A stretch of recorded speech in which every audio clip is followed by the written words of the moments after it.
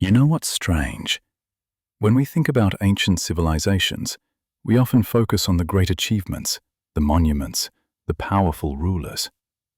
But tonight, I want to tell you a different story. A story that's harder to hear, but one that needs to be told. I want to tell you about women who had even less freedom than we usually discuss. Women who weren't just restricted by society's expectations, but who were literally owned by other people. Slave women. Women who were property, who had no rights at all, whose bodies and lives belonged entirely to someone else.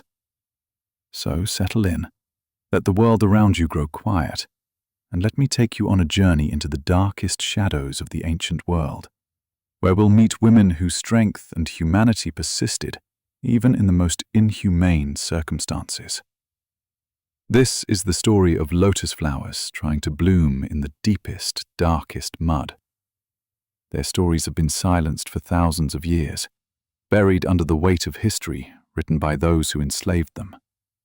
But tonight, we remember. Tonight, we bear witness. Tonight, we honor the women who survived the unsurvivable. Picture a small village, somewhere in the ancient world. It doesn't matter exactly where or exactly when, because this story happened everywhere, across cultures, across centuries. The sun is setting, painting the sky in beautiful colors of orange and pink and purple. It's a peaceful evening, the kind that makes you grateful to be alive. Families are gathering for dinner after a long day of work. Children are playing their last games before bedtime, their laughter filling the air. Women are preparing the evening meal, the smell of cooking food drifting through the village. Men are returning from the fields, tired but satisfied. Everything seems normal, safe, ordinary. Just another day in a life that's always been this way, that seems like it will always be this way. And then, in an instant, everything changes forever. They come at sunset because that's when people are least prepared, when they're tired from the day's work, when they're thinking about rest and food and family rather than danger.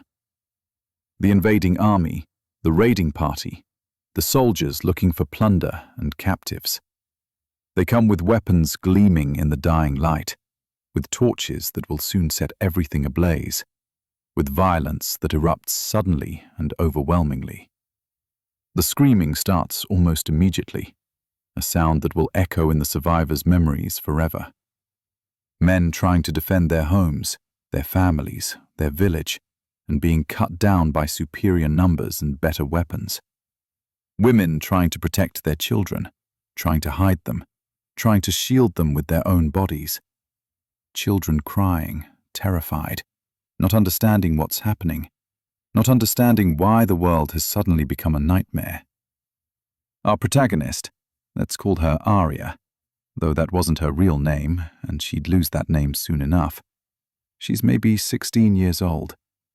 She's been helping her mother prepare the evening meal, grinding spices, stirring pots, doing the everyday tasks that make up a life.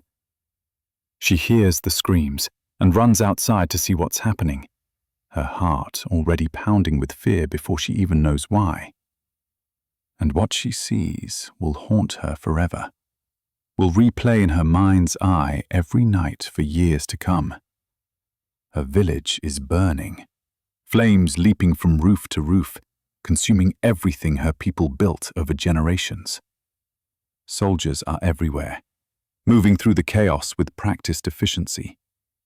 Her father is lying on the ground in a spreading pool of darkness, not moving, never to move again. Her mother is being dragged away by rough hands, screaming her children's names.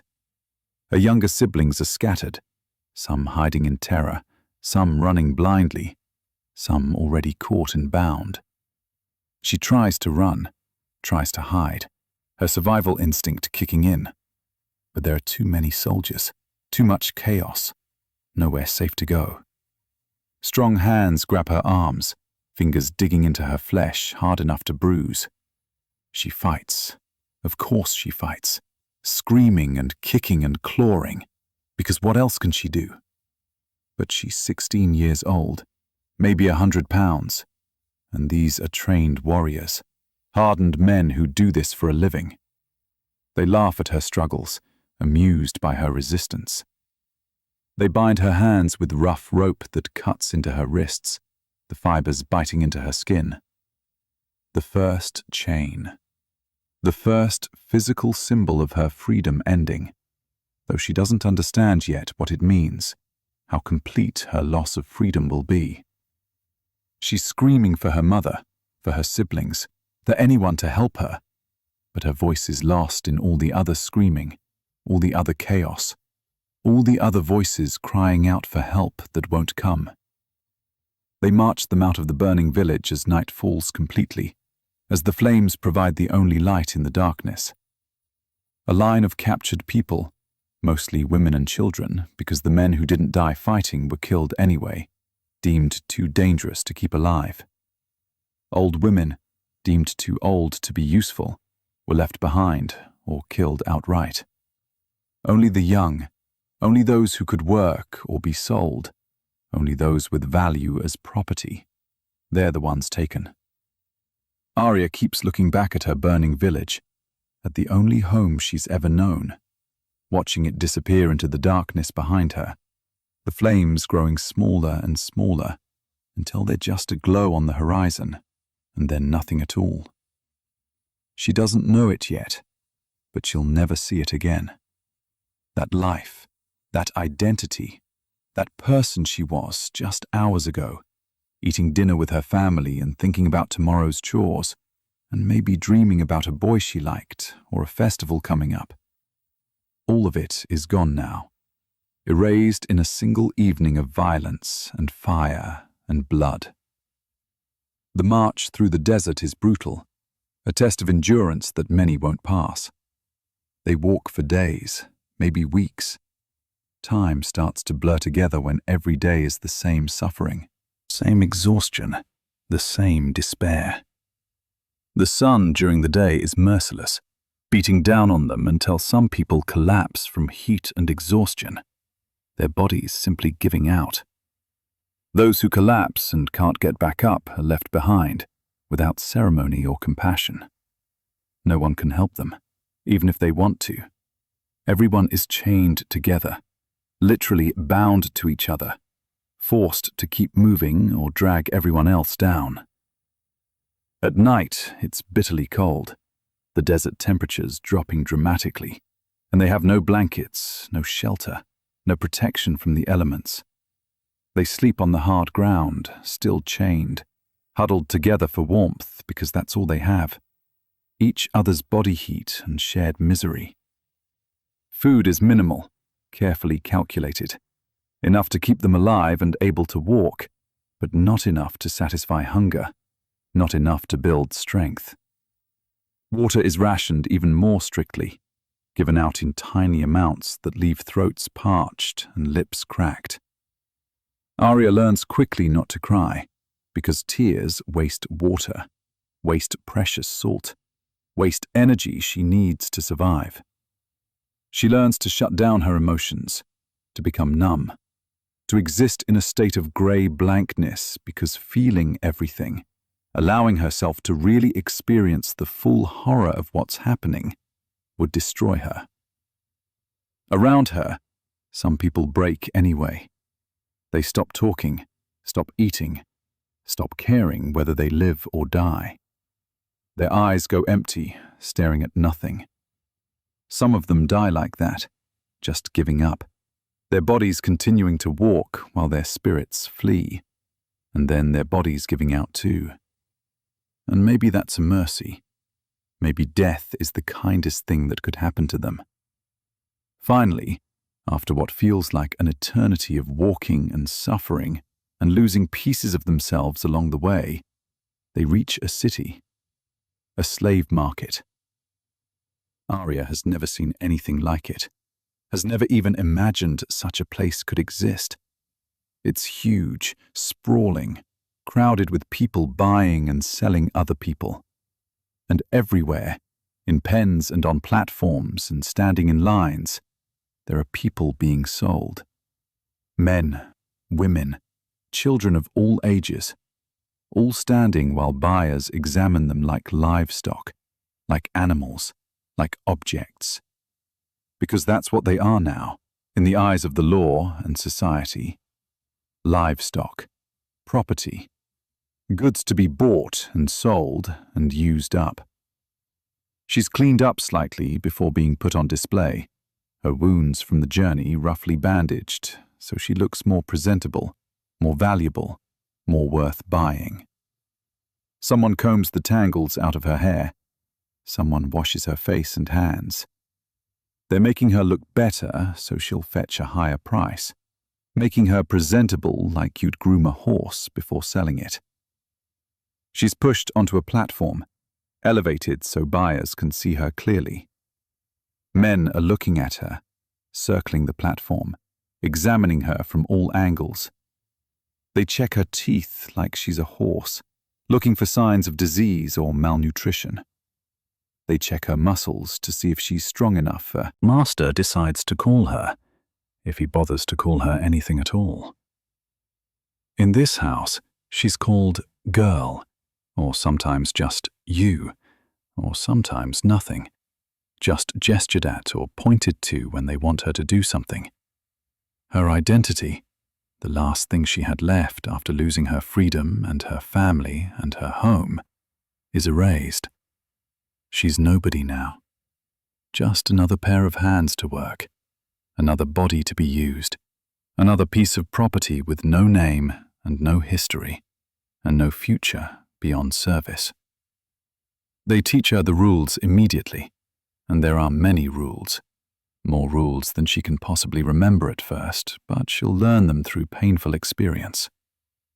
She's never to look the master directly in the eyes. That's presumptuous, inappropriate. A slave looking at a master as an equal. Never to speak unless spoken to. Her voice doesn't matter. Her thoughts don't matter. Her opinions definitely don't matter. Never to question an order, no matter how unreasonable or cruel or impossible it might be. Never to complain about anything. Not the work, not the food, not the treatment, nothing. Never to cry where anyone can see. Her pain is an inconvenience, an annoyance, something to be hidden away. Never to be idle, never to rest unless given explicit permission. There's always work to be done, always something she should be doing. Always working, always busy, always useful, or else face punishment. The punishments, she's told in a flat, matter-of-fact voice, can be severe. She sees the scars on the older slaves' backs, sees the marks of whips and brands and other instruments of discipline, and understands this isn't an idle threat. This is a promise of what will happen if she steps out of line. She's shown her sleeping space, though calling it a space is generous.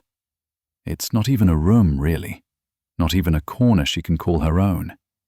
It's just a spot on the floor of a larger room where several slaves sleep, all crowded together on thin mats that provide almost no cushioning against the cold tile floor. There's no privacy, no personal space, no comfort, no place that's hers. This is where she'll sleep for however long she survives here, surrounded by other women who are also property, also broken, also just trying to survive day by day. The older slaves barely look at her, barely acknowledge her existence. New slaves come and go, she'll learn. Some die from the work or the beatings, or just from giving up. Some are sold away when the master needs money, or gets bored, or decides he wants different slaves. Some escape, though that's rare and usually ends badly, with brutal punishment if they're caught, or slow death from exposure if they're not. Getting attached to anyone is dangerous, so they don't. They keep to themselves, do their work, survive day by day in isolation, even though they're surrounded by others. The smells are what hit her next, what become the sensory signature of her new life. The house of the master smells of incense and perfume, of expensive oils imported from distant lands, and fine foods cooked with spices she's never even heard of. But the servants' quarters smell of sweat and smoke, of too many bodies in too small a space, of labor and exhaustion and despair. The kitchen, where she'll spend much of her time, smells of cooking fires that are never allowed to go out, and spices that make her eyes water, and food she can smell, but rarely taste. These smells become the backdrop of her new life, a constant reminder of where she is, what she is, the vast gulf between her existence and the lives of those she serves. She'll never smell incense again without feeling sick, never smell perfume without remembering this place. She's woken before dawn her first day by the sound of a bell, harsh and insistent, clanging loudly enough to jolt even the deepest sleeper into wakefulness. There's no easing into wakefulness, no gentle transition from sleep to day, no moment to remember where you are or prepare yourself for what's coming. One moment she's asleep, exhausted from the journey and the trauma of the past days and weeks, her body desperately needing rest, and the next, she's being shouted at to get up, to move, to start working immediately. This is how every day will start now, for as long as she lives here. Dragged from sleep by that bell, by those harsh voices, by the knowledge that any slowness, any reluctance, any sign of not being immediately ready to work will be noted and punished. There's no time for confusion, no time for adjustment, no time to ease into the day. You wake and you work. That's the rule. Her first task is grinding grain, and she'll spend hours and hours doing this every single day. Hours and hours of grinding grain by hand, using stones that are heavy and awkward, her hands blistering almost immediately despite years of working with her hands in her old life. But this is different, more intense, more relentless. Her arms and shoulders burn with the effort, muscles she didn't even know she had screaming in protest. But she can't stop, can't slow down, can't ask for a break. The older slaves show her what to do, but they don't have patience for mistakes, can't afford patience. They're not cruel by nature, but they're exhausted and afraid, and if she doesn't work fast enough, if she makes mistakes that slow down the overall work, they'll all be punished. So she pushes through the pain, through the exhaustion, through the disbelief that this is her life now, that this will be her life every day from now on. Her hands bleed. She keeps working. Her shoulders feel like they're tearing apart. She keeps working. That's what you do. You keep working. She learns quickly, very quickly, that the master's moods are unpredictable and dangerous, something to be monitored constantly. Some days he barely notices the slaves exist, passes through rooms where they're working without seeing them, and those are good days, safe days. Other days he's angry about something, some business deal gone wrong, or some slight from another nobleman, or just general dissatisfaction with life. And he takes it out on whoever is nearest, whoever is unlucky enough to cross his path when he's in a rage.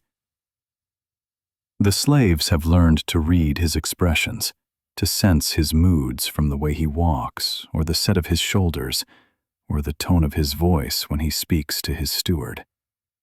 They've learned to make themselves as invisible as possible when he's in a dangerous temper, to move through the house like ghosts, to somehow accomplish their work without being noticed.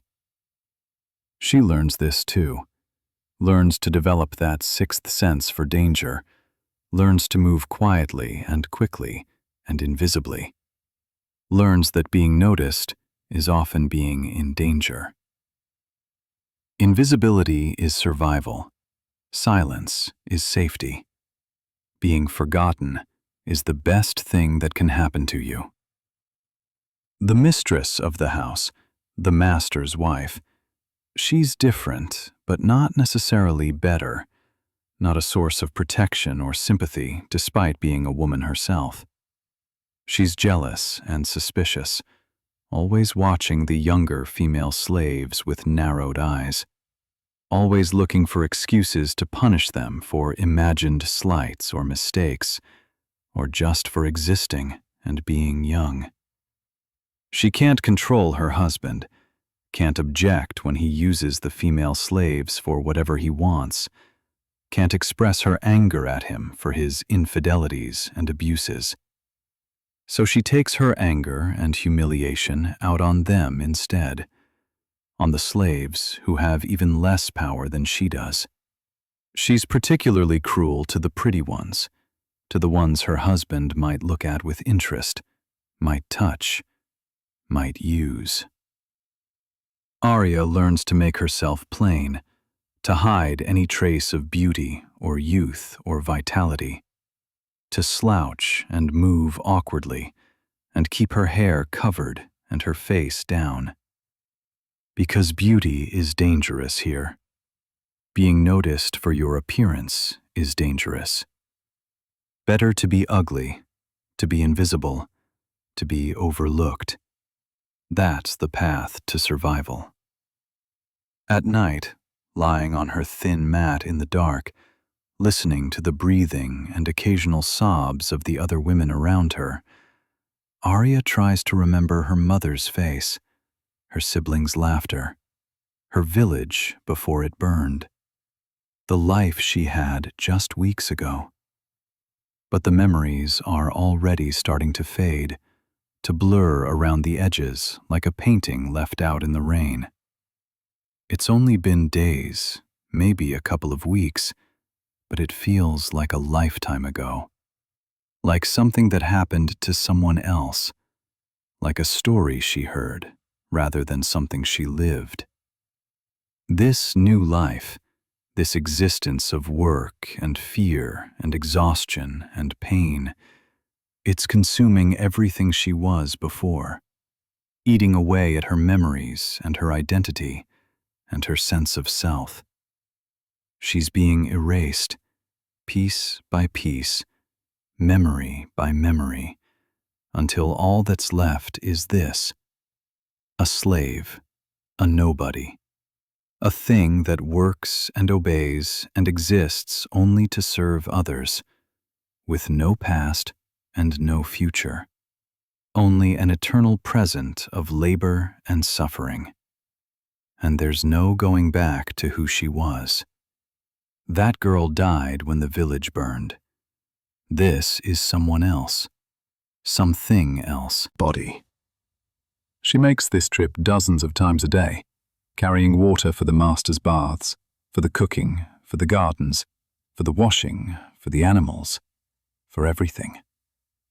The jars leave deep grooves in her shoulders where she carries them, permanent indentations in her flesh and muscle.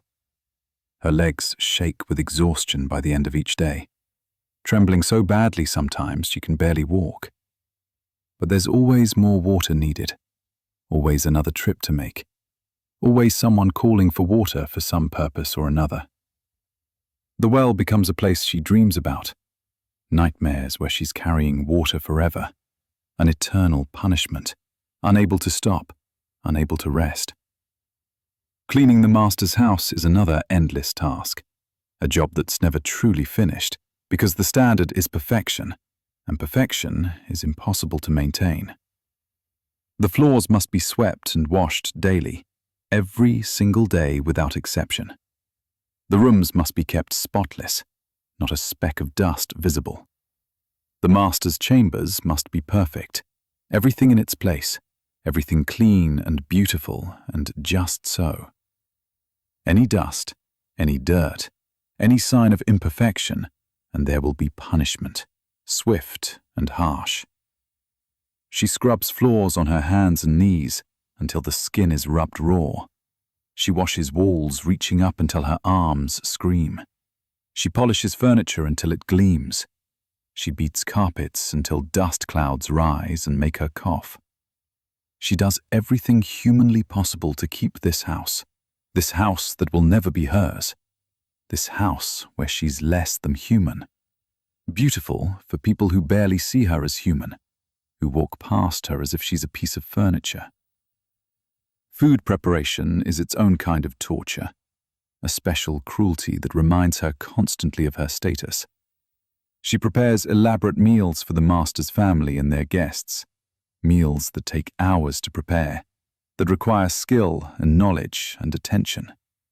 She chops vegetables with a precision born of fear of punishment for mistakes, prepares meat carefully, cooks complex dishes that require timing and technique.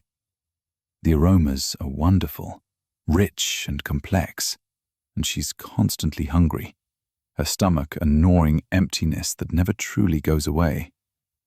But she's not allowed to eat this food, not allowed to taste what she creates.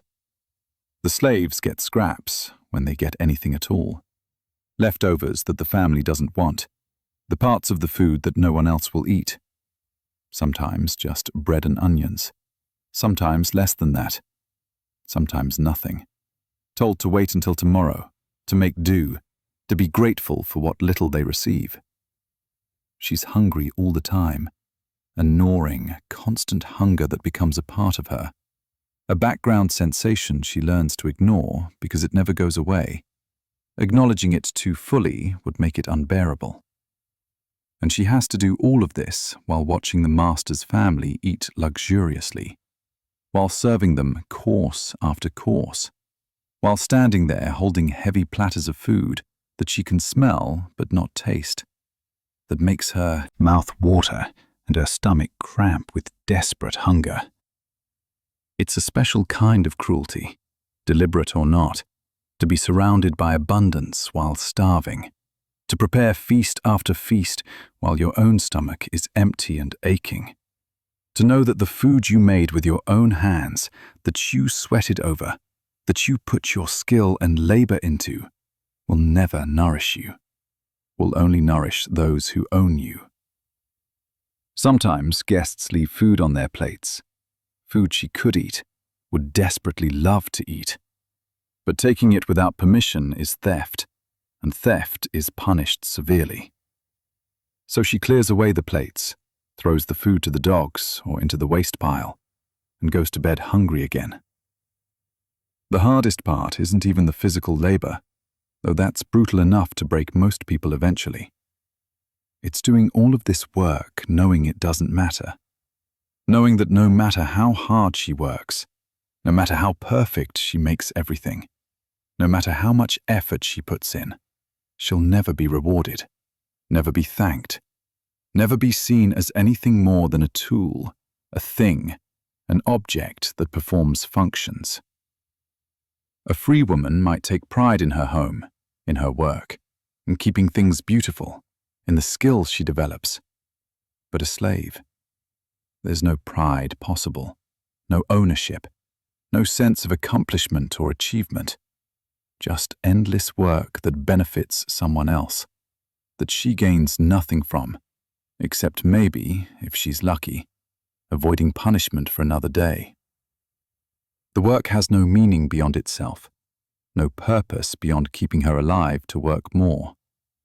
Her hands develop deep cracks that bleed, lines in her palms that fill with blood and dirt. Her feet are covered in sores from standing all day on hard stone floors, calluses building up until the skin is thick and leathery. Her back is bent from carrying heavy loads, developing a permanent curve that will never straighten. Her body is breaking down, wearing out, being used up like a tool used past its intended lifespan. She's 19 years old, and her body already feels old, already feels worn out and used up and broken. She sees the older slave women, the ones who've survived years and years of this, and their bodies are ruined. Testimony to what this life does to the human body. Bent spines that can't straighten, gnarled hands with fingers that won't fully extend, faces lined with exhaustion and pain that makes them look decades older than they are. That's her future, if she survives that long. That's what she has to look forward to. Slow destruction of her body through endless labor, until she's used up and discarded like a broken tool. At night, when she finally collapses onto her thin mat, every muscle screaming, every joint aching, bones feeling like they're grinding together. She's too tired to even cry, too tired to think, too tired to dream. She just falls into a heavy, dreamless sleep that feels more like unconsciousness than rest, like her body and mind just shutting down to escape the pain for a few hours. And then, what feels like minutes later, but is actually a few short hours, that bell rings again, harsh and insistent, dragging her back to consciousness. Time to get up. Time to start another day.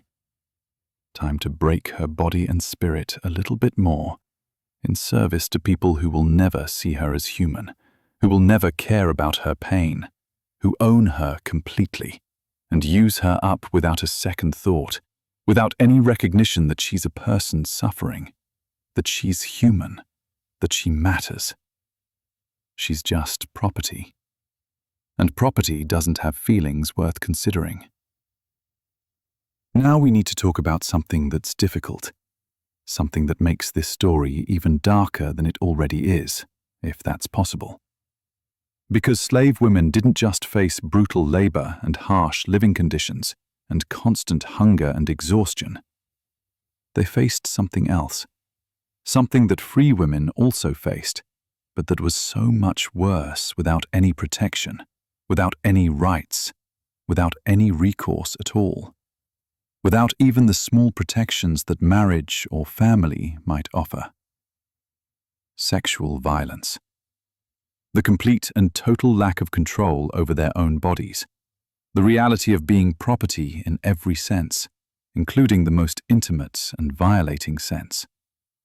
Arya lives in constant fear of the master's moods, and not just because of potential punishment for poor work or perceived disrespect.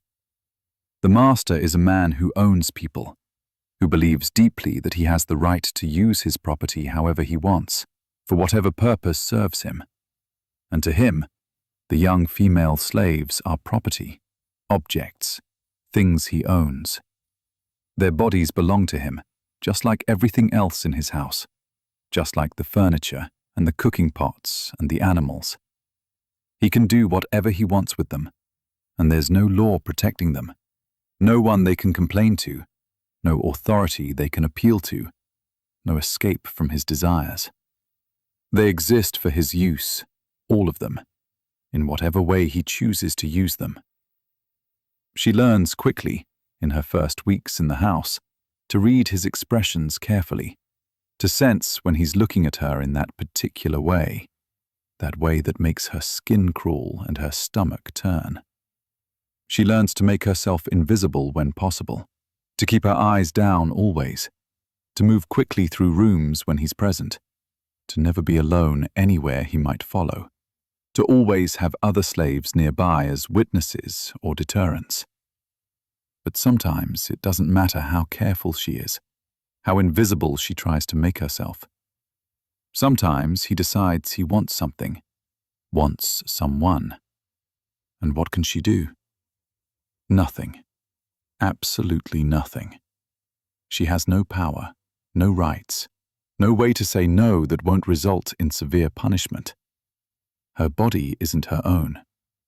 It never was. From the moment she was captured and sold, from the moment she became property instead of a person. That's what slavery means in the most fundamental, most violating way.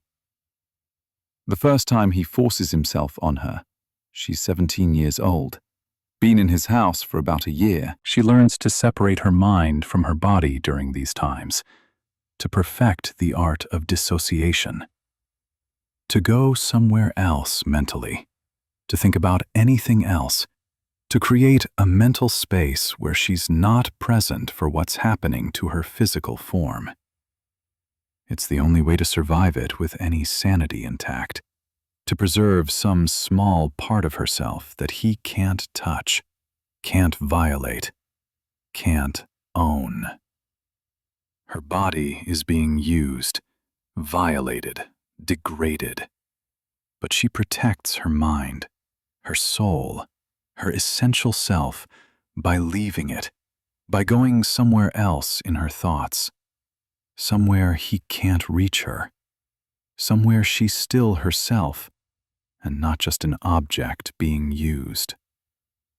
Sometimes she goes back to her village in her mind, walks through memories of her mother's house, her family's laughter. Sometimes she just goes blank, thinks of nothing, becomes empty inside. Both strategies work after a fashion. Neither is enough. And she can't even hate him safely, can't express or even fully feel the rage and hatred and disgust she has for him. Because hating him, showing any sign of resistance or resentment or anger, that would be dangerous, would be seen as defiance, would result in punishment or being sold to someone worse. She has to smile when he orders her to smile, has to pretend to be compliant and willing, has to act like she's grateful for his attention, because that's safer than showing her true feelings, than letting him see the hatred and fear in her eyes. So she buries the hatred deep, along with all the other emotions she can't afford to feel. And she survives by becoming less, by feeling less, by being less than fully human. Because being fully human and fully feeling would be unbearable. She watches her friend, another young slave woman named something she'll never remember because it doesn't matter, the girl who slept next to her and who she'd started to trust a little, get sold away suddenly one day. One day she's there, the next she's gone. No warning, no goodbye, no explanation offered. Arya learns later from whispered conversations that the master's wife discovered he'd gotten the girl pregnant, and rather than let a slave give birth to his child, rather than deal with that complication and shame, the wife sold her away. Just like that. Sold to a trader who was probably going to resell her somewhere far away, maybe to a brothel, or to someone who wouldn't care about her condition. A friend, someone she'd begun to trust and rely on, someone who understood what she was going through. Just gone. Probably to someone worse, to a situation even more terrible. And Arya realizes that even the connections she forms here, the tiny moments of human bonding that make life barely bearable, those can be ripped away at any moment. Those aren't safe either. Nothing is safe. No one can be relied on. The silence is oppressive, suffocating, a weight that presses down on her chest. She can't talk about what's happening to her, can't name it out loud, can't seek comfort or advice, sympathy. The other slaves know, but they can't help, can't intervene, and talking about it would make it worse somehow, would make it real in a way that might break her completely. She can't complain to anyone because who would listen? Who would care? Who would even see it as a problem? To the legal system, to society, to everyone around her, she's property. You can't assault your own property. There's no such thing as violating something you own. The concept doesn't even exist in the law or in people's minds. She's a thing. And things don't have the right to bodily autonomy, don't have the right to refuse use, don't have rights at all. She learns that the only weapon she has, the only form of resistance available to her, is silence and an appearance of compliance that doesn't come from agreement, but from survival instinct, from the calculation that overt resistance will only make things worse. She learns to make herself as uninteresting as possible, as plain as possible, hoping he'll lose interest and move on to someone else, someone younger or prettier or more novel. And yes, that means hoping he victimizes someone else instead of her, which fills her with guilt and shame and self-loathing. But survival makes you into someone you never thought you'd be, someone you wouldn't recognize if you could see yourself clearly. It strips away ideals and morality and compassion and leaves only the desperate need to endure one more day, to survive one more night, to wake up one more morning. That's all there is. Survival. However it comes, whatever it costs. At night, lying awake when she should be sleeping, when her body desperately needs rest, she sometimes can't stop her mind from racing. She feels dirty no matter how many times she washes, no matter how much cold water she scrubs herself with. Feeling broken in ways that have nothing to do with the physical labor that breaks her body. The labor breaks her body, but this breaks something deeper, something harder to name or identify or understand. Her sense of self, maybe. Her humanity. The belief that she has any value beyond what she can provide to others, beyond how others can use her. She's property. She's a thing. And things don't have the right to say no. Things don't have the right to their own bodies. Things don't have feelings that matter. That's what she's being taught every time he uses her. Every time she has to pretend it's fine. Every time she has to smile and go on like nothing happened. Like she's fine. Like this is acceptable and normal. She's nothing. She's nobody. She's just property. And property doesn't have rights, doesn't have dignity, doesn't have humanity, doesn't have worth beyond its utility to its owner. In the master's house, there are not just working slaves, but also slaves kept for entertainment, for display, for decoration. And sometimes, maybe once a month or a few times a year, Arya is called upon to be part of this, to transition from invisible laborer to visible. Serving. Keeps pretending she doesn't understand what they're saying about her, doesn't hear their vulgar speculation about her body. Sometimes she's required to dance, to perform for these men's entertainment while they eat and drink and laugh and talk business. She dances with her heart breaking, with tears she can't let fall because that would ruin the cosmetics and anger the master, with the knowledge that she's nothing more than an object for their amusement, a trained animal performing tricks. Her body isn't her own, even in this, even in her movements and her performance. It's all for them, all to please them, all to demonstrate the master's wealth and power and good taste. She dances and feels dead inside, feels like a puppet with someone else pulling the strings, making her move and smile and be beautiful, while she screams internally. The master's wife watches these performances with hatred in her eyes, with barely concealed rage that she directs at the slaves rather than her husband where it belongs. She sees how the men look at Arya and the other young slaves, sees the hunger and desire in their eyes. She knows what her husband does with these girls, knows he uses them for his pleasure. But she can't control him, can't stop him, can't object without causing conflict in her marriage and potentially her position in society. So she takes her anger and humiliation out on the slaves instead, on safe targets who can't fight back or tell anyone or defend themselves. After the parties, after the guests leave, after the house is cleaned, that's when the punishments come. Accusations of impropriety, of being too forward, of trying to seduce the guests, of inappropriate behavior.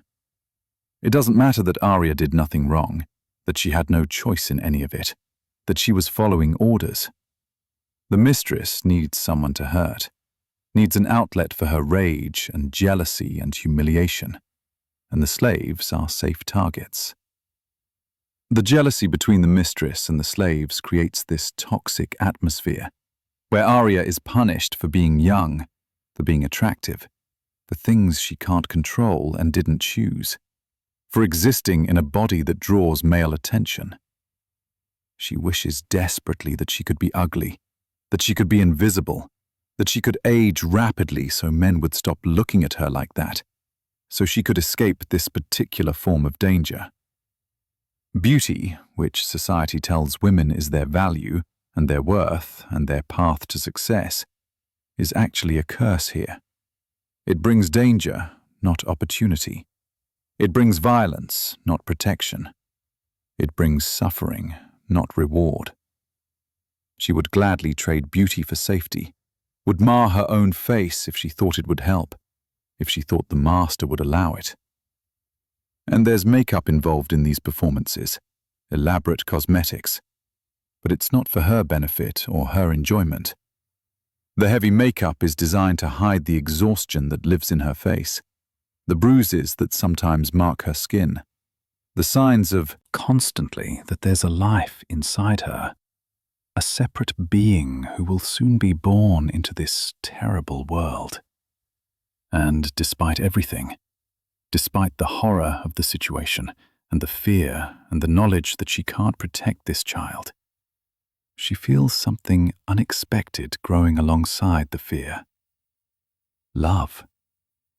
Deep, fierce, protective love for this child who hasn't even been born yet, who she's never met, who is still just movements inside her body.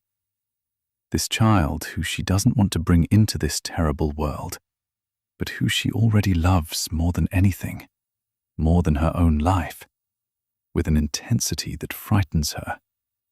It's the most painful emotion she's ever felt, because she knows with crushing certainty that she can't protect this child.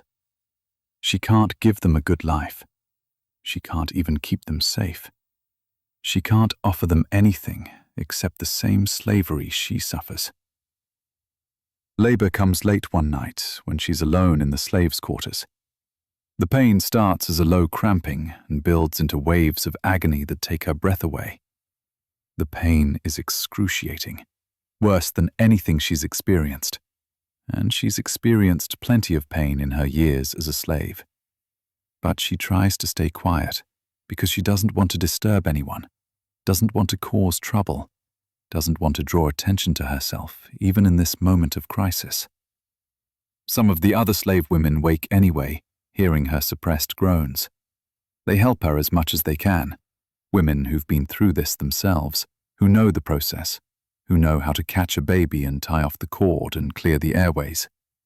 There's no midwife called, no doctor, no real medical care, just women helping women in the dark, doing their best with no resources, no tools, no proper space or supplies, doing what they can with knowledge passed down and experience lived through.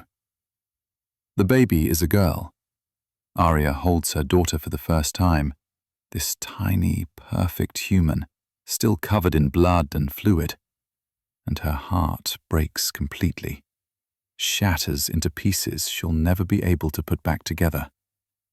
This tiny, perfect person who deserves so much better than this, who deserves freedom and safety and love and opportunity and a real life, who deserves to grow up choosing her own path and living her own dreams, but who will have none of those things because she was born a slave, born property, born into chains that already exist, even if they're not visible yet.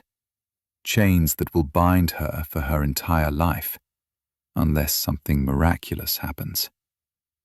She gets 3 days, 3 precious days to recover from childbirth before she's expected back at work. 3 days that aren't nearly enough for her body to heal from the trauma of birth. But that's all slaves get, if they're lucky. 3 days to hold her daughter, to feed her, to memorize every detail of her tiny face, her perfect little fingers, the way she makes small sounds in her sleep. 3 days to pretend they have a future together, that she can be a real mother to this child. And she has to leave the baby with the older slaves who are too old for heavy labor, who watch the slave children while the younger slaves work. She has to go back to grinding grain, back to carrying water, back to all the brutal work that her body isn't ready for, that tears open the wounds of childbirth, that leaves her bleeding and in pain and crying silently as she works.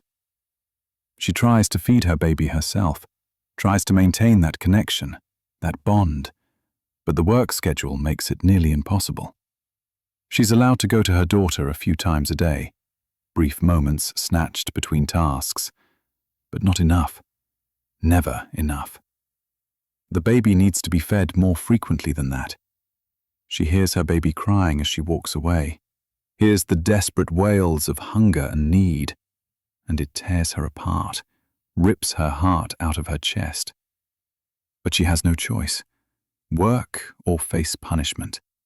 Obey or risk losing even the little access to her daughter that she has. So she works and she bleeds and she grieves for the motherhood she'll never have, the connection she'll never fully form. She names her daughter in secret. The master probably won't bother naming her, or will just call her girl like he calls all the young female slaves, or will give her some generic name that means nothing. But Arya gives her daughter a real name, the name of her own mother, the grandmother this child will never know, will never meet, will never hear stories about. She whispers it to her daughter in the dark during those brief moments she's allowed with her. You are named. You have a name. You are loved. You are more than what they say you are. You are more than property. You are my daughter, and I love you, and you have a name. She whispers this like a prayer, like a blessing, like a charm that might somehow protect her daughter from the cruelty of the world they live in. The worst part, the part that haunts her every moment of every day, is knowing what her daughter's future holds. This child will grow up as a slave. She'll be worked hard from a young age, as soon as she's big enough to hold a broom or carry a small basket. She'll be used, abused, treated as property just like her mother. She'll know hunger and pain and exhaustion and fear. She'll know the touch of masters who see her as an object. And there's nothing Arya can do to prevent it. Nothing she can do to protect her daughter from this fate. She can't give her a better life.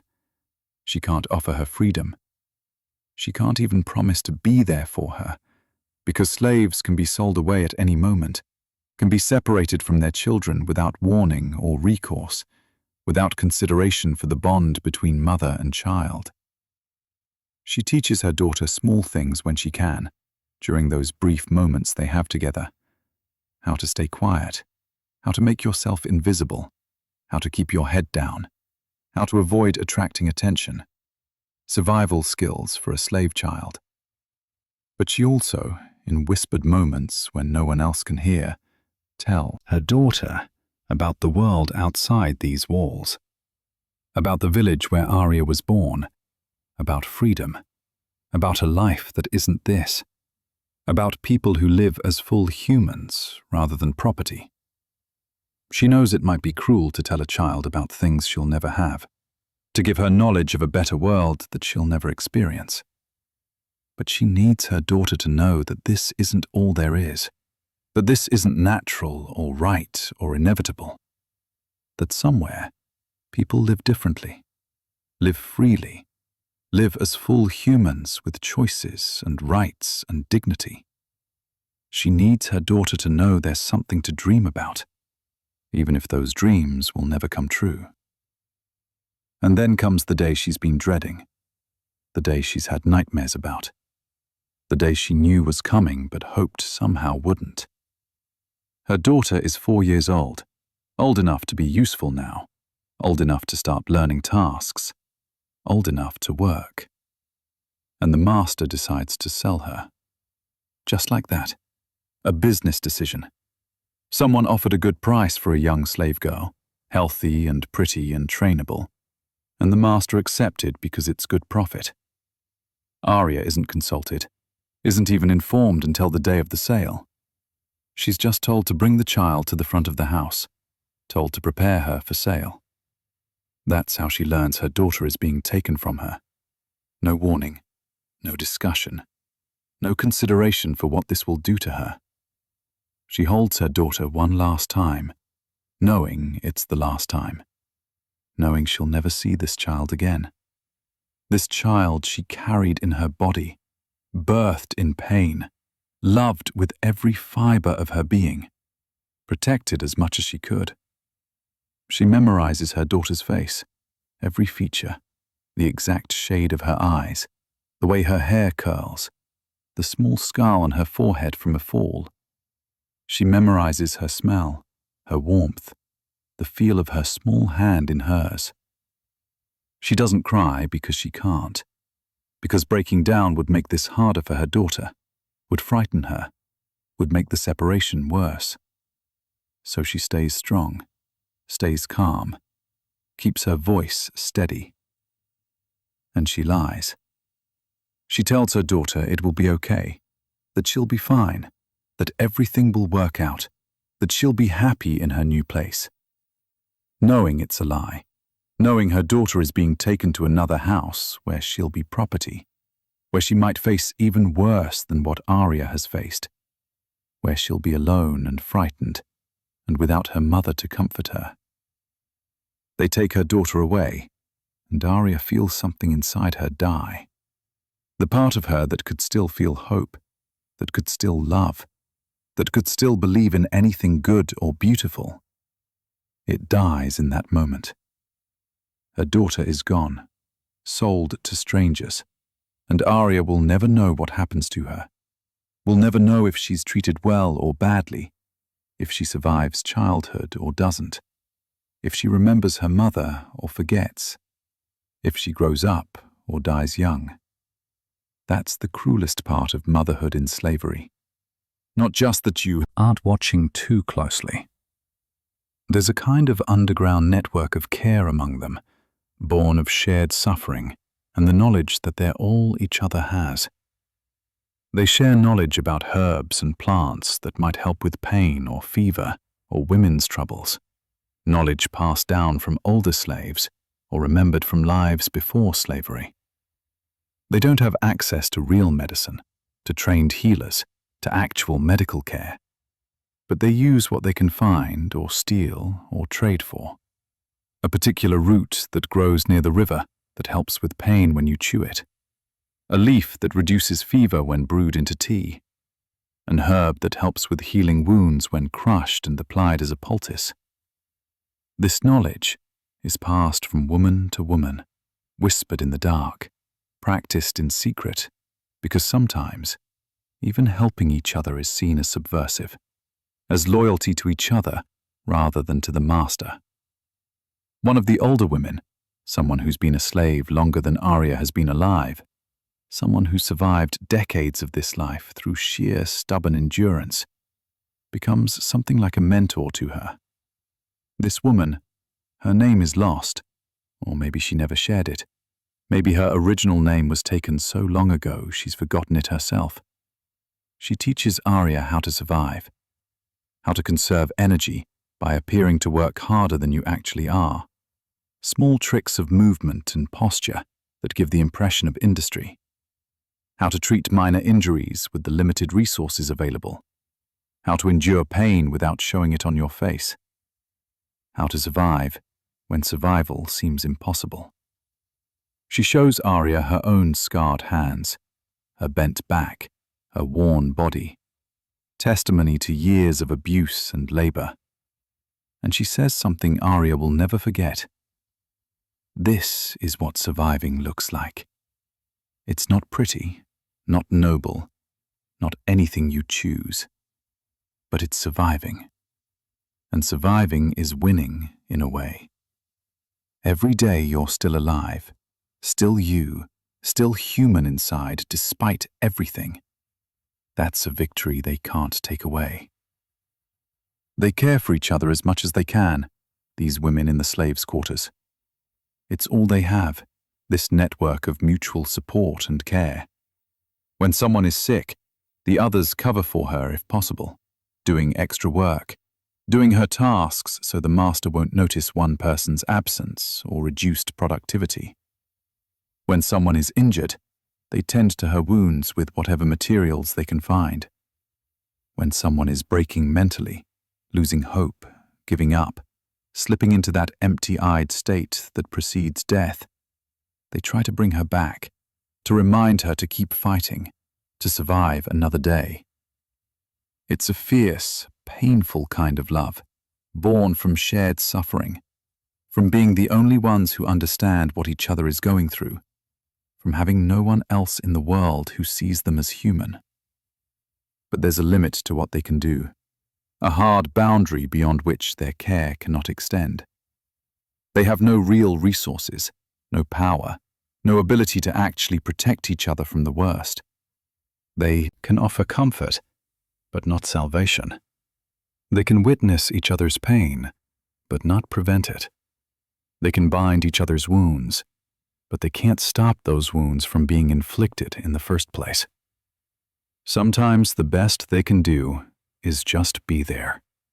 Just be present. Just acknowledge that what's happening matters, that it hurts, that it's wrong, even if they can't stop it. Sometimes presence is all they have to offer. Arya learns to treat her body as something separate from herself, a tool that she uses and maintains as best she can, but doesn't really inhabit emotionally anymore. It's a survival mechanism, this dissociation between self and body. Her body hurts? That's just information, just data, not something to dwell on or give emotional weight to. She's hungry? That's constant, normal, just the background of existence. She's exhausted. Everyone is exhausted. You work through it. This dissociation, this separation of self from body, is necessary, because if she really felt everything her body was feeling, really acknowledged all the pain and damage and degradation, really let herself experience it fully, she wouldn't be able to function. She'd break completely. So she splits herself in two, the body that suffers and the self that observes that suffering from a distance. There's a strange fatalism that develops among the slaves over time, a philosophical acceptance of death, a sense that death might actually be a mercy, a release from suffering, the only freedom available to them.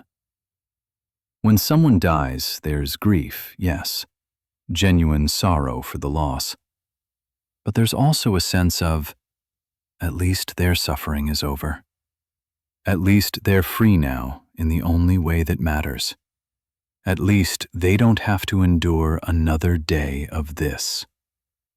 The religious beliefs the slaves hold on to, often different from the official religion of their masters, often syncretic mixtures of different traditions, center around the idea of an afterlife where they'll be free, where the scales will balance, where those who suffered unjustly in life will be rewarded in death, where slaves will be elevated and masters will be punished for their cruelty. Arya starts to believe in this herself, because she has to believe in something. She has to believe that this life isn't all there is, that somewhere, somehow, Justice exists, even if it's not in this world. She prays to gods whose names she half remembers from childhood, makes small offerings when she can, a flower stolen from the garden, a whispered prayer, a moment of devotion snatched between tasks. She hopes desperately that when she dies, she'll go somewhere better, that her daughter, wherever she is, will eventually be freed by death, if not by life. That all the suffering has meaning, has purpose, will be recompensed somehow in a better world than this one. But there are also moments when her body starts to give out, and she fights desperately to stay alive. Fights against death with the same determination she fights to survive each day. Not because life is good or worth living in any normal sense, but because she's afraid of what comes after. What if there is no afterlife? What if death is just nothing, just an end, just darkness and oblivion? What if all this suffering was for nothing, meant nothing, achieved nothing? What if she dies and her daughter is still alive somewhere in chains, and no one will remember to tell her stories about her mother, about where she came from, about the fact that she was loved? The fear of being forgotten, of disappearing completely as if she never existed, as if her suffering never happened, as if her life never mattered. That keeps her fighting, even when her body wants to give up, even when death would be easier, even when she's so tired she can barely remember why she's trying to survive. She fights because forgetting is worse than suffering, because being erased completely is worse than enduring, because as long as she's alive, she exists, she matters, she's real. And that has to count for something. Despite everything, despite years of slavery and abuse and degradation and dehumanization, despite every effort to break her completely, Arya finds ways to resist. Small ways, mostly invisible ways, ways that would seem insignificant to an outside observer, but that mean everything to her. Because even when your body is owned, even when your life is controlled, even when every aspect of your existence is dictated by others, there's a part of you that can remain free if you protect it fiercely enough. Your mind, your spirit, your sense of self, your inner life, those can survive even when everything else is taken from you. That's the resistance they can never fully suppress. She starts paying close attention when the master and his visitors talk, when they discuss business and politics and the wider world. Slaves are often treated as furniture, as if they're not really there, as if they can't understand or don't matter enough to be discreet around. So people talk freely, discuss sensitive matters, reveal information they would never share if they truly saw the slaves as thinking beings who might use that information. Arya listens and learns. She learns about politics, about trade routes, about economic conditions, about the wider world beyond these walls. She learns the master's business, his financial situation, his plans and schemes. This knowledge doesn't give her power exactly, doesn't change her situation in any practical way, but it gives her something valuable nonetheless. Understanding, context, a sense that she's not completely ignorant even if she's powerless. Knowledge for its own sake, knowledge as a form of resistance against the attempt to keep slaves ignorant. She also learns language, multiple languages actually. The master and his family speak a slightly different dialect than she grew up with, more refined, with vocabulary she didn't know before. She picks it up by listening carefully, by paying attention, by practicing silently in her mind. She learns to read a few words, watching the master's children practice their letters in the courtyard, memorizing the symbols when no one's looking. working out the connections between sounds and shapes. It's dangerous knowledge, literacy in a slave. If they knew she could read, even just a little, there would be consequences. But she's careful. She never lets anyone know what she can do. She never reveals what she's learned. But she can read simple signs now, simple messages, simple words. It feels like reclaiming something essential, like proving to herself that she's still human, still capable of learning and growing, even in these conditions that are designed to reduce her to nothing more than a working animal. She develops a system of signs and signals with the other slaves over time, a secret language that lets them communicate under the master's noses. Little gestures that mean specific things. A particular way of tilting your head means the master is in a bad mood, be careful. A certain cough means hide, danger approaching. A specific look means I understand what you're going through, I'm with you. A hand gesture means meet me later, we need to talk. They can't speak freely, can't organize openly, can't have conversations where they might be overheard. But they can communicate in these small, subtle ways that the masters don't notice or don't understand. They create their own language of survival, their own system of mutual support and warning and solidarity. Sometimes, when she can, when it's safe, when the stores are being inventoried and small discrepancies won't be noticed, Arya steals small amounts of food. Just a little, not enough to be obvious, not enough to cause a major incident if discovered. She hides it carefully and shares it with the other slaves, especially the weakest ones, the children who are always hungry, the elderly who get the smallest rations. It's dangerous. Being caught stealing is punished severely, possibly with maiming or death. But she does it anyway, because it's one small way to resist, to redistribute resources a tiny bit more fairly, to take care of each other in a system designed to pit them against each other, to make them compete for scraps. It's a small act of solidarity and defiance. She also keeps her memories alive, guards them jealously against the forgetting that slavery encourages. She tells stories in the dark, whispered to the other slaves when everyone should be sleeping. Stories about her village before it burned, about her mother and father and siblings, about freedom and family, and a life that existed before slavery. She's creating an oral history, preserving something of who she was before, who they all were before this. The masters want slaves to forget their pasts, to have no identity beyond their slavery, no history except their service. But Arya remembers, and she makes sure others remember too.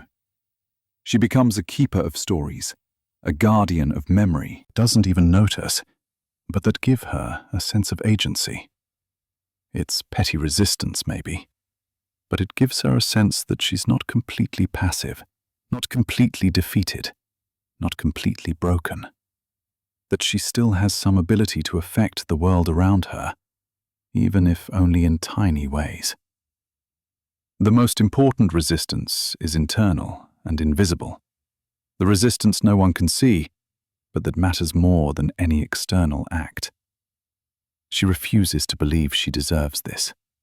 The masters, the system, society, they all want slaves to internalize their slavery, to believe they're naturally inferior, naturally suited for servitude, naturally less human than free people. That slavery is their proper place, their natural state. But Arya refuses this ideology completely and absolutely. She knows in her core that she's human. She knows she's valuable.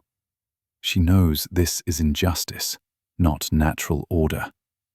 She knows she doesn't deserve this, that no one deserves this, that slavery is wrong, no matter how many laws support it or how many people practice it. That knowledge, that refusal to accept the ideology of slavery, even while being unable to escape its physical reality, that's the resistance they can never fully suppress. That's the spirit they can't completely break. As long as she knows she's human, as long as she refuses to believe the lies they tell about slaves being less than fully human, they haven't won completely. They own her body, but they don't own her soul. They control her actions, but they don't control her thoughts. They can make her obey, but they can't make her believe she deserves her chains. And that matters. That's victory of a sort. The only victory available to her, but a real one nonetheless. As Arya enters her 30s, having survived longer than many slaves do, having endured what would have killed weaker people, or people with less stubborn determination to keep living, something starts to shift in the household and in the wider world.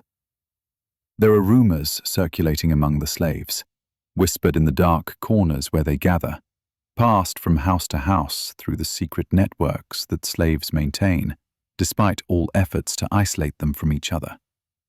Rumors of a new law, a reform, something about slaves being freed on certain festival days as acts of piety. It's probably too good to be true, probably a false hope, probably just wishful thinking spreading like wildfire, because people desperate for hope will believe in even the faintest possibility. But the rumors spread anyway, because hope is a powerful thing, even when it's fragile, even when it's probably false. The festival day approaches, and the atmosphere among the slaves is electric with suppressed anticipation, with hope that they're all afraid to acknowledge too openly. Could it be real? Could some of them actually be freed? The master has been in a good mood lately. His business is doing well. He's made profitable deals. He might be feeling generous, might want to make a public show of nothing fancy, just theirs, just a space that belonged to them. She'd work, real work that she'd be paid for, work that was her choice. They'd have enough to eat. They'd be safe. They'd be together. They'd be free.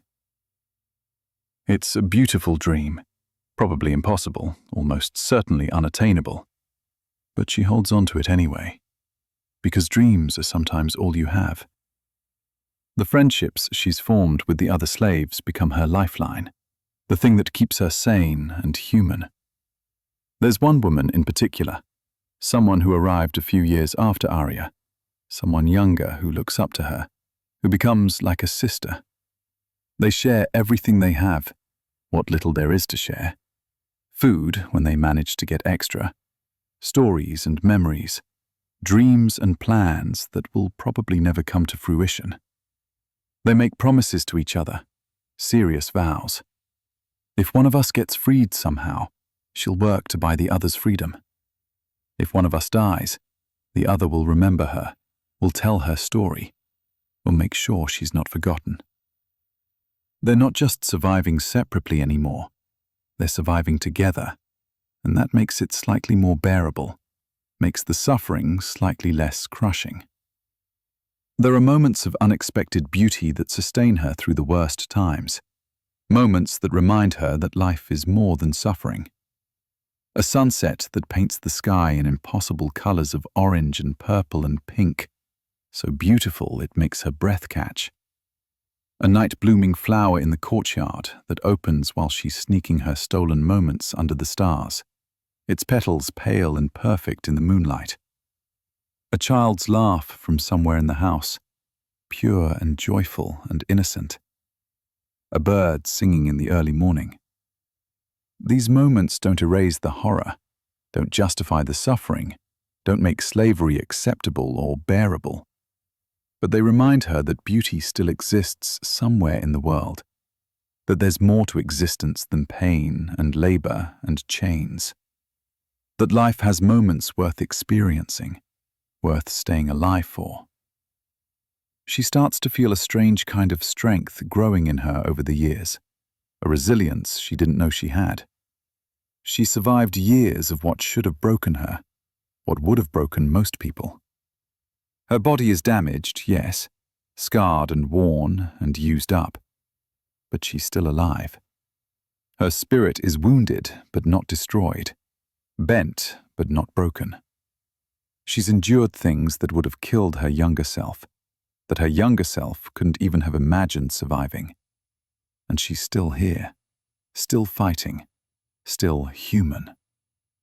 There's power in that, a kind of fierce pride in sheer survival. She's a lotus flower growing in mud, damaged and strange, but still blooming somehow, still reaching toward light, even when surrounded by darkness and filth. She remembers her mother's face more clearly lately, after years of the memory being blurred and faded. She remembers specific moments, specific words her mother said, specific songs she sang. She remembers being loved truly and freely, being valued for herself rather than her utility, being seen as precious simply because she existed. That memory, that knowledge that she was once loved like that sustains her now. She was human before she was a slave. She was a person, a daughter, a member of a family and a community. She'll be human after, if she ever gets free, or in whatever comes after death. Slavery is circumstance, not identity. It's something that happened to her, not what she is. She is more than what has been done to her, more than the suffering she's endured, more than the degradation she's experienced. The hope flickers constantly, threatened by despair, by realism, by the sheer grinding weight of years in bondage, without any real prospect of freedom. But it doesn't go out completely, doesn't die, no matter how many times it seems to. Even when she thinks it's gone, even when she's sure she's given up, she finds it again somehow, small and stubborn and refusing to die. The human spirit is remarkably resilient, she's learned. It bends under pressure, it nearly breaks, it seems destroyed. But it finds ways to survive, to persist, to keep going. She is living proof of that truth. Every morning she wakes up and chooses, however unconsciously, to keep living, to keep fighting in her small, quiet ways, to keep hoping, even when hope seems foolish and naive. That's her victory. Not freedom yet, maybe never freedom in this life, but the refusal to be completely defeated, completely broken, completely destroyed. That's what they can't take from her, no matter what else they take. That's what remains hers. Arya is 42 years old when she finally starts to feel her body truly giving out, failing in ways that can't be hidden or compensated for. She's survived longer than most slaves, far longer than the average, but the years have taken their inevitable toll. Her hands are gnarled with arthritis, fingers twisted and stiff, barely able to grip things anymore. Her back is permanently bent, unable to straighten even when she tries. Her teeth are mostly gone, fallen out or rotted away, making eating difficult. Her feet are covered in calluses so thick they're like leather, but they hurt constantly nonetheless. She's used up, worn out, no longer valuable as a laborer, no longer able to do the work that justified her existence in the master's eyes. She knows what happens to slaves who can't work anymore, has seen it many times. They're either cast out to fend for themselves, which usually means dying in the streets, or if the master is feeling merciful, they're given minimal food and shelter until they die naturally. It's not kindness exactly, but it's not the worst outcome either. The master isn't particularly cruel about her situation. He moves her to lighter duties, lets her work with the children, supervising rather than doing heavy labor. He gives her a corner to sleep in that's slightly more comfortable, slightly more private. It's a kind of retirement, slave style. She's earned this, if earning is the right word, by surviving this long, by working herself to the bone for decades, by being profitable enough for long enough that some minimal care in her final days is economically reasonable. And strangely, surprisingly, she finds a kind of peace in this decline. The fear that dominated so much of her life for so long starts to fade away. She's not afraid of death anymore. She's not afraid of the master's anger or the mistress's jealousy. She's not afraid of being punished or sold or used. What can they do to her now that they haven't already done? What more can they take from her that they haven't already taken? She's survived the worst they could throw at her. Now she's just waiting for the end. And there's a kind of freedom in that, in being beyond fear, in having nothing left to lose. She spends her final year or two telling stories to the younger slaves, passing on everything she's learned about survival, about resistance, about maintaining humanity in inhumane conditions. She becomes a keeper of history, a teller of tales, a reminder that every slave has a story, had a life before slavery, is more than their servitude. She tells them about her village, about her family, about being free. She tells them about her daughter, wherever she is, whoever she became. She tells them about survival and resistance and hope. The young ones listen with wide eyes, hungry for stories, for connection to something beyond their immediate suffering. She hopes desperately that some of what she's teaching them will help them survive, will help them maintain that core of self that keeps you human, even when the world treats you as less than human. She never found her daughter. That's her greatest regret. The thing that hurts more than any physical pain, the wound that never healed. She tried when she could, asked questions when it was safe, listened for any information about young slave girls who might be her daughter. But her daughter disappeared into the vast network of slavery and human trafficking, probably sold multiple times, probably in some distant place, probably dead by now, given the terrible mortality rate among slaves, especially among children. Arya will never know what happened to her, will die without that knowledge, without that closure, and that hurts more than anything else in her life of constant hurt. But she tells herself stories about her daughter anyway, creates a narrative that makes the pain bearable. She imagines that somewhere, somehow, her daughter survived, maybe even got freed through some stroke of luck or divine intervention, maybe had children of her own, maybe told them about a mother she barely remembers who loved her and tried to protect her. It's probably not true, almost certainly not true, but it's a story that makes the unbearable slightly more bearable. And at this point, that's enough. That's all she needs. A story that lets her die without complete despair. Her last days are quiet, peaceful in their own way. She's too weak to work at all now, can barely walk, spends most of her time lying on her mat, drifting in and out of consciousness. The other slaves care for her as much as they can, as much as their own work schedules allow. They bring her water, help her eat the small amounts she can still manage, sit with her so she's not alone.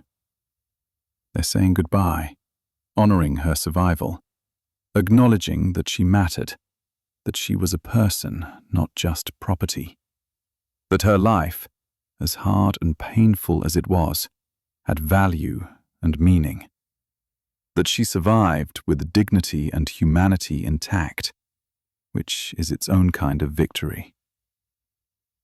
On her final night, she dreams. It's the most vivid dream she's had in years, more real than reality. She's back in her village before it burned, back when she was young and free. She's healthy again, her body young and strong and pain-free. Her mother is there, smiling at her, calling her name. Her father is there, her siblings, everyone she lost. And then her daughter appears, grown now, a woman with her own children. And she's smiling too, not angry or resentful or broken, just smiling. In the dream, they embrace, and Arya feels something she hasn't felt in decades, something she'd forgotten existed. Pure joy. Pure love without fear or pain or complications or conditions. Just love. Simple and complete and healing. She wakes up briefly in the early morning, just before dawn. The other slaves are sleeping around her, exhausted from their work. There's a small window showing the sky starting to lighten, the stars fading as the sun prepares to rise. Dawn coming as it always does, indifferent to human suffering. She watches the light grow slowly, watches the darkness give way to day, and she thinks about all the dawns she's seen over the years. So many dawns, so many days, so much survival. She's tired now, so very tired. More tired than she's ever been. And it's okay to rest, finally. It's okay to let go. It's okay to stop fighting. Her last thought is about freedom. Not the political freedom she never got in life. Not the legal status or the economic independence or the physical liberty. But something deeper. Something that can't be taken away. A freedom of spirit. Of knowing she survived with her humanity intact. Of knowing she loved and was loved. Of knowing she resisted even when resistance seemed impossible and pointless. They owned her body, but they never fully owned her soul. That remained hers. That remained free, in the only way that ultimately matters. She dies quietly as the sun rises, as light floods the room. Just stops breathing, slips away peacefully. No drama, no struggle, just a gentle release. The other slaves find her a few hours later. They're not surprised. They've been expecting this. They perform what rituals they can with their limited resources and knowledge. They speak words over her body, acknowledging her life, her suffering, her strength, her survival.